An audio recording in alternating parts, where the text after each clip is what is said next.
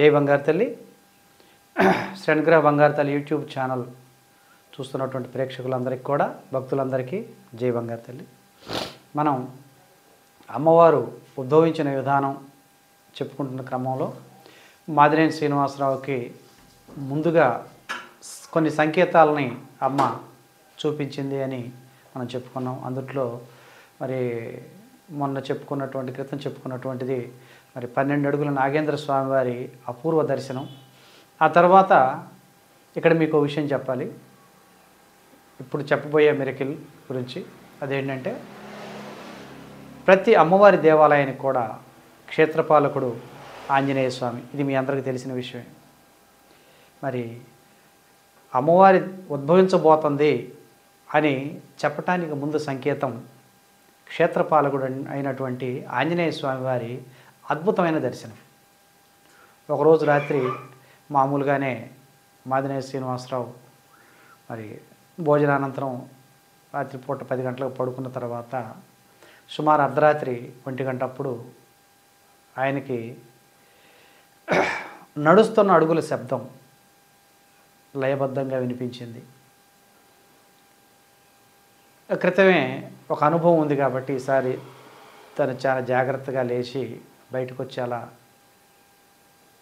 తొంగి చూశాడు. చూసినప్పుడు అతనికి కనిపించిన దృశ్యం ఆయన చెప్పిన మాటలో చెప్పాలంటే నిలువెల్లా పులకించిపోయి స్థాణువులా నిలబడిపోయాడు.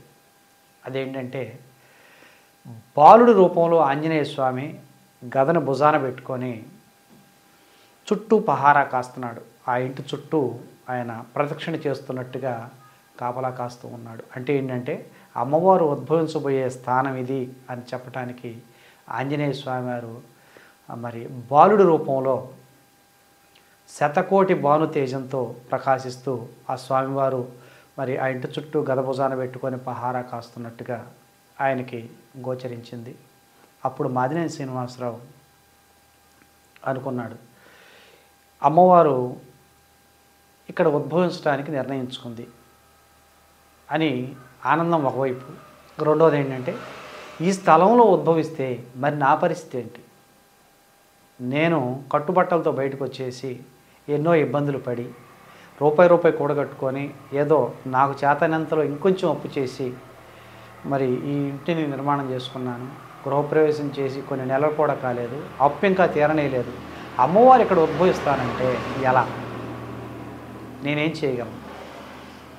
ఎందుకంటే మాదినేని శ్రీనివాసరావు దిగువ మధ్యతరగతి కుటుంబీకుడు, మధ్యతరగతి కూడా కాదు. మరి అటువంటిప్పుడు అమ్మవారే స్వయంగా ఉద్భవిస్తే ఏం చేస్తాడు, ఏం చేయగలడు అని చెప్పేసి పరిపరి విధాలు ఆలోచిస్తుండగా ఒకరోజు అర్ధరాత్రి అమ్మవారు శతకోటి భాను తేజంతో మరి శశికాంతి తేజంతో, అంటే ఏంటంటే మరి పున్నమి వెన్నెల చంద్రుని యొక్క తేజస్సు ఎలా ఉంటుందో అలా చిరునవ్వులు చిందిస్తూ ఆ తల్లి మాదినేని శ్రీనివాసరావు ఎదుట ప్రత్యక్షమై, బాలుడా, ఇప్పటి వరకు నీకు చూపించినటువంటి సంకేతాలను బట్టి నీకు అర్థమై ఉంటుంది, ఈ స్థలంలో నేను ఉద్భవించాలని నిర్ణయించుకున్నాను అని చెప్పడం జరిగింది. మాదినేని శ్రీనివాసరావు ఒక్క నిమిషం పాటు ఏమీ మాట్లాడలేకపోయాడు. ఒకవైపు అపరిమితమైన ఆనందం, అమ్మవారు స్వయంగా ప్రత్యక్షమైంది. రెండోది, అమ్మవారు ఇక్కడ ఉద్భవిస్తానంటే నేనేం చేయగలను? నా దగ్గర ఏమీ లేదు. నా భార్య పిల్లలు పోషించుకోవటానికే రెక్కాడితే కానీ డొక్కాడినటువంటి కుటుంబం నాది, వ్యవస్థ నాది. మరి అటువంటప్పుడు తల్లే స్వయంగా ఉద్భవిస్తే నేనేం చేయగలను అనేటటువంటి ఆలోచనతో కొట్టుమిట్టాడుతూ ఉండగా ఆ తల్లి మళ్ళీ చెప్పింది, నేను ఉద్భవిస్తాను అని నిర్ణయించుకుంటే ప్రతిదీ కూడా నేను ముందుగానే ఆలోచిస్తాను, ముందుగానే ఏర్పాటు చేసుకుంటాను బాలుడా, నువ్వు టెన్షన్ పడొద్దు అని చెప్తే అప్పుడు ఆ మాదినేని శ్రీనివాసరావు ఏమన్నాడంటే, అమ్మా, సంతోషమే నువ్వు ఉద్భవిస్తానంటే, కానీ నీ ఫోటో పెట్టుకొని పూజ చేస్తూ ఉన్నాను అంతైతే చేయగలను, కానీ స్వయంగా నువ్వే ఇంట్లో ఉద్భవిస్తే నా పరిస్థితి ఏంటి? నేను ఎక్కడ ఉండాలి? సరే, నీకోసం నేను బయటికి వెళ్ళడానికి సిద్ధమే, మరి నువ్వు ఇక్కడ ఉద్భవిస్తే నీకు నిత్య పూజా విధానాలు, నిత్య పూజా కార్యక్రమాలు నేనేం చేయగలను? అక్షరముక్క రాని వాడిని, మరి పూజా విధానం తెలియని వాడిని నేనేం చేయగలను అని చెప్పేసి అడిగినప్పుడు ఆ తల్లి ఏ విధంగా ఆ శ్రీనివాసరావును ఒప్పించింది, ఎలా మెప్పించింది, ఎలా ఉద్భవించింది అనేది రాను రాను మన ఎపిసోడ్స్లో మనం తెలుసుకుందాం.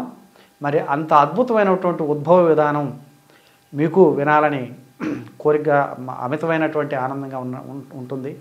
చెప్పాలనే అంతకంటే ఆనందం నాకు ఉంది. కాబట్టి ప్రతి వీడియో ఫాలో అవుతూ ఉండండి. సబ్స్క్రైబ్ చేయని వాళ్ళు సబ్స్క్రైబ్ చేయండి. అమ్మవారి అద్భుత చరిత్రని, అద్భుతమైనటువంటి మహిమల్ని మరి ఈ యూట్యూబ్ ఛానల్ ద్వారా తెలుసుకోండి. తెలియని వారికి తెలియజేయండి అని మరొకసారి మీ అందరికీ